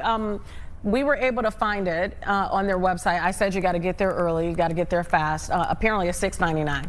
Would you And when fight it's on someone for it? sale, it's $6. No, I wouldn't fight anybody for it. But I will bring you a piece tomorrow. Consider it done. You'll bring me a piece. I'm gonna bring a whole one here tomorrow. Oh, to make sure that everybody gets their taste. Indulge yourself in a cheese coffee cake. This is a cheese coffee cake. Oh, my mouth Okay, is I guess watering. that is cheese. It is, yeah. Get ready to take Enjoy your it taste as buds a on breakfast, a journey. snack, or dessert, whatever your heart desires. Who wrote this? Get ready to take your taste buds on a journey they won't forget. Who wrote that? Whoever is responsible for writing that, they summed it up perfectly. It is definitely a journey. And I don't know where to, but yeah, you'll find out tomorrow. I love it. Okay, we got to talk about this because this one is like, what? It's the slogan for me. So Ashley Madison, which was the site where you can go get a little loving illegally, is rebranding itself. The slogan was literally life short, have an affair. Yeah, I don't like that. That's horrible. Now it's focusing on a new direction, discreet dating. Oh, I thought that was a butt cheek. I thought her cheek was the butt cheek. And I was like, there's no way we're showing that right now. Okay. And so this is where, you can look for whatever kind of partner that you're out there looking for. The new slogan is where desire meets discretion. Although most people don't go on there just to find a friendship. But I kind of feel like, listen, Ashley Madison, don't come calling me, okay, here in Fox Chicago. But I kind of feel like the slogan change is really no different than the previous one. Light, short, have an affair. Okay, you're not putting affair in there. Where desire meets discretion, you're still basically saying keep it on the low. That's essentially pretty close to an affair in some cases, right? I mean, yeah. What's the difference? Oh, I don't think are they trying to hide that it's not a website for affairs?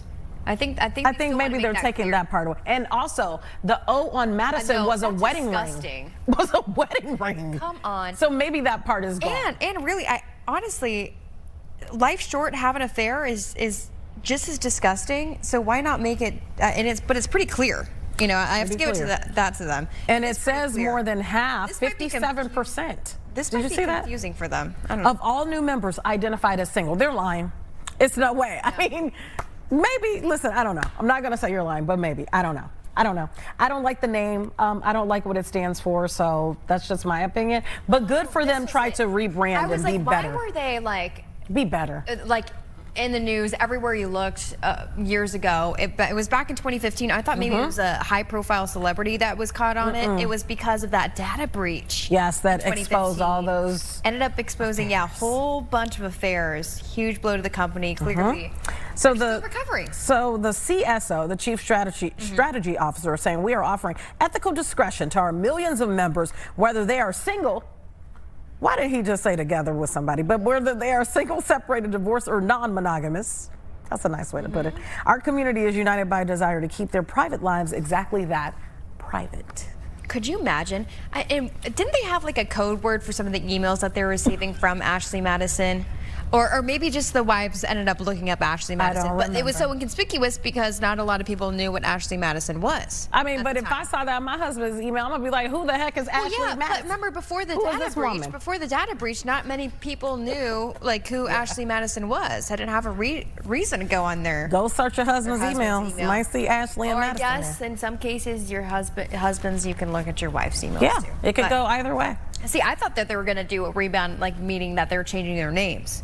So they're inconspicuous again. Yeah. But maybe husbands, look in your husband's emails. I need you to take up this next one because you're the oh yes, you're the housewives. This is one of my favorite topics. Kind of stuff. So Real Housewives of Atlanta, I don't need a card for it, dropped their new trailer just yesterday. And who's been added to the cast? Well, you have K. Michelle, who is a singer. Now she's a country singer. That's K. Michelle in the pink. And you also have that young lady in the turquoise, who is Pinky Cole. She is behind this huge brand known as, I won't say the word, but something vegan, because that word can be a little controversial. Okay. But she has a vegan brand that has just simply exploded. And in fact, they've had pop-ups here in Chicago, so people were, lined up for their non-vegan burgers that they have. But anyways, they're bringing K. Michelle, who's been on reality TV anyway, but she has a bold personality. And guess what? There's already fallout from this. We interviewed Drew Sidora. Yep. And there's already drama brewing as a result of putting out this trailer. So K. Michelle was under a comment somewhere and went on and referred to Drew Sidora because, you know, the whole theme in the actual video of the unveiling of who everybody is as part of the cast is almost like this animal print, lion, leopard kind of look. Okay, so K. Michelle tells Drew Sidora, "You're lying." You get it? Because she had on like a lion kind of like print. And she's like, "You're lying." So there's already drama there. It appears even in the trailer that they're not getting along. That's K. Michelle's husband, who's a dentist. And it also is now revealed that she's married. She did kind of allude to a few months back, but now we're going to see her in her married life. I think it's going to be a really fun season. You know, I was hoping to see Nene Leakes come back. I think Nene Leakes is great TV.